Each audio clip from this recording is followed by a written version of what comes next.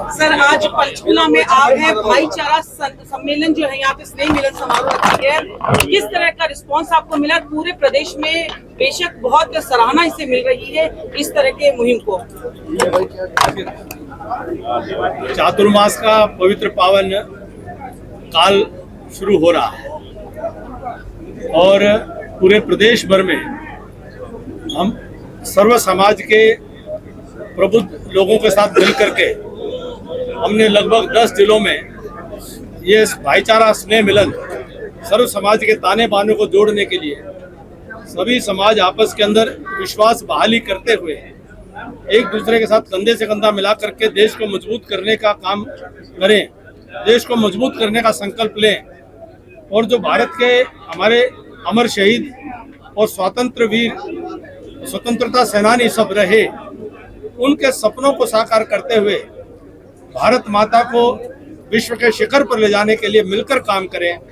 इसके लिए बहुत जरूरी है कि सब आपस में एक होकर के देश के लिए और समाज के लिए काम करें। उस दिशा में ये कार्यक्रम आज पंचकुला में हुआ है और पंचकुला के इस जाट भवन के अंदर इतनी जबरदस्त उपस्थिति हुई है, इतनी बड़ी भागीदारी हुई है। मैं पंचकुला के सभी प्रबुद्ध नागरिक जनों का हृदय की गहराइयों से बहुत बहुत आभार व्यक्त करता हूँ। ये पहल जो है भाईचारे की बहुत अच्छी है, लेकिन कुछ राजनीतिक लोग ऐसे भी होते हैं जो ध्रुवीकरण को बढ़ावा देते हैं, उन्हें क्या संदेश देना चाहेंगे आप? निश्चित तौर पर केवल एक ही बात सबको कहता हूँ, किसी भी राजनीतिक दल के हो, कि जब भी आपके मन के अंदर ये कमजोरी का भाव आए जातिवाद का, एक बार देश के अमर शहीदों के बहते हुए खून को अपनी आंखों के सामने एक बार याद कर लो और भारत के 1000 वर्ष की गुलामी को एक बार याद कर लो। ये भारत माता उस 1000 सालों में किस प्रकार लहूलुहान हुई और कोई भी व्यक्ति ये जाति पाति का जहर घोलने की बात करता है, वो भारत माँ का दोषी है, स्वतंत्रता सेनानियों का दोषी है, भारत के अमर शहीद सैनिकों का, उनकी आत्मा का वो दोषी है। कैप्टन साहब, हरियाणा की चाहे चौपाले हो, हरियाणा का साग हो, रागिनी हो, भाईचारे का उदाहरण दिया जाता है, लेकिन क्यों जरूरत पड़ी है कि आज भाईचारे को एक करने के लिए भाईचारा स्नेह मिलन समारोह कराने पड़ रहे हैं? क्या कारण रहा है और किस तरीके से?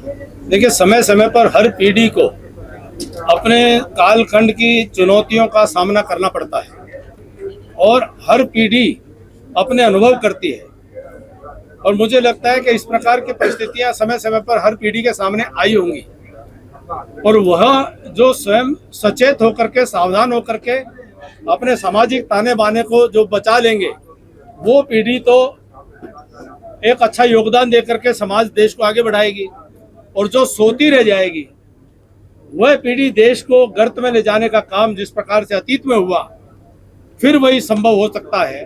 तो इस कर्तव्य बोध को ध्यान में रखते हुए कि आज हम ये मानते हैं कि राजनीति हो या कोई भी, जाति का सहारा आदमी कब लेता है? जब वो अंदर से कमजोर होता है, अपनी योग्यताओं पर भरोसा नहीं होता, अपनी क्षमताओं पर भरोसा नहीं होता, अपनी स्वीकार्यता पर भरोसा नहीं होता, अपने कर्तव्य पर भरोसा नहीं होता, तब वो जाकर के जातियों का सहारा लेता है खिलाफ या पक्ष में।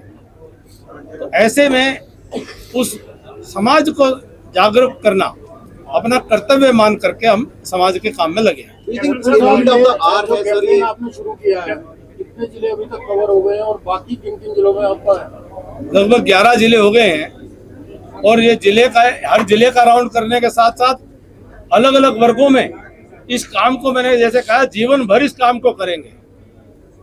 जीवन भर हम समाज के अंदर ये जागृति चेतना का काम करते रहेंगे कि समाज का हमारा ताना बाना ये बिगड़े नहीं।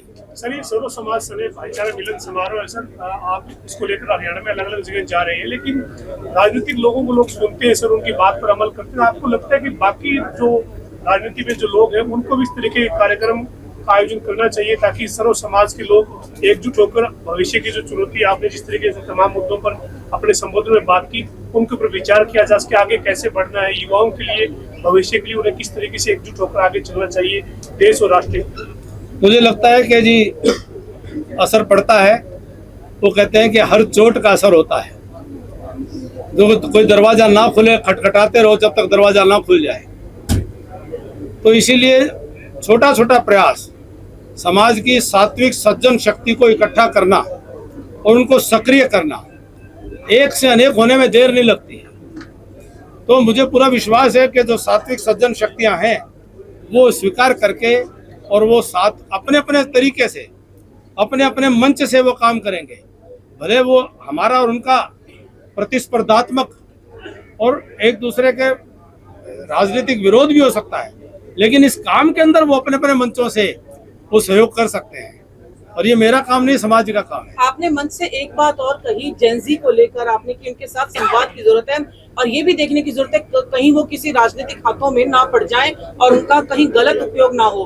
आपके साथ मंच पर यहाँ पे पार्थ भी हैं जो पंचकुला के सबसे युवा पार्षद भी हैं और जेनजी भी हैं, तो इसको किस तरीके से आप देखते हैं?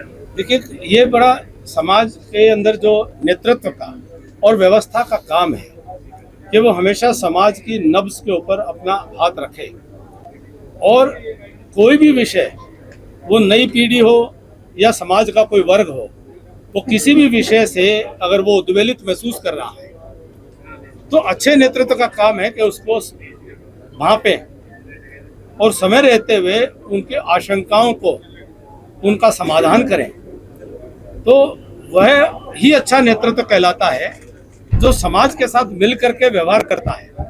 और बार बार मोदी जी ने इसको प्रदर्शित किया है कि उन्होंने जब किसान आंदोलन 13 महीने चला, मोदी जी ने स्वयं आगे आकर के उन्होंने कहा कि ठीक है, हम नहीं समझा पाए, हम किस मंशा से इन विषयों को लेकर चल रहे थे, तो जनता जनार्दन समाज का आदेश मान करके उन्होंने उसको पलटा। आज मोदी जी ने उस बात को फिर एक नए तरीके से जैन जी के साथ जोड़ करके, और जैन जी का उनमें भरोसा विश्वास देखिए कि लगभग 36-37 करोड़ लोगों ने उसको देखा है। ये नेतृत्व का बहुत बड़ा गुण है कि वो कनेक्ट करते हैं।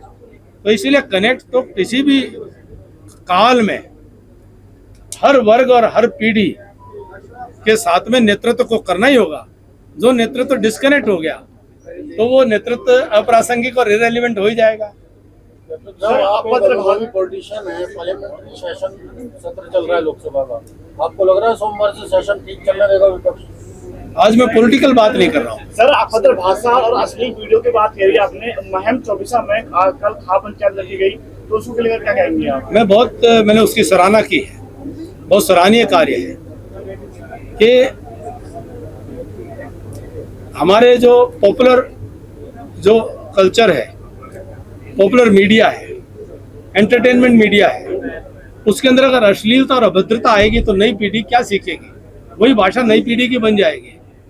और इसका काम पूरे समाज के अंदर जो शासन प्रशासन है उनका भी ये काम है, क्योंकि शिक्षा स्कूलों के माध्यम से दी जा रही है, तो शिक्षा के माध्यम से संस्कार दिया जाता है।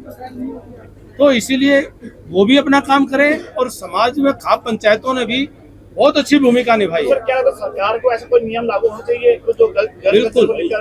देखिए, जो भी असामाजिक व्यवहार है उसके प्रति समाज और शासन प्रशासन को मिलकर के वह एक अच्छा समाज का निर्माण हो, अच्छे चरित्र का निर्माण हो, अच्छे संस्कार का निर्माण हो, इसके लिए समय समय पर काम करना चाहिए मिलजुल कर। धन्यवाद सर। सबका बहुत बहुत धन्यवाद।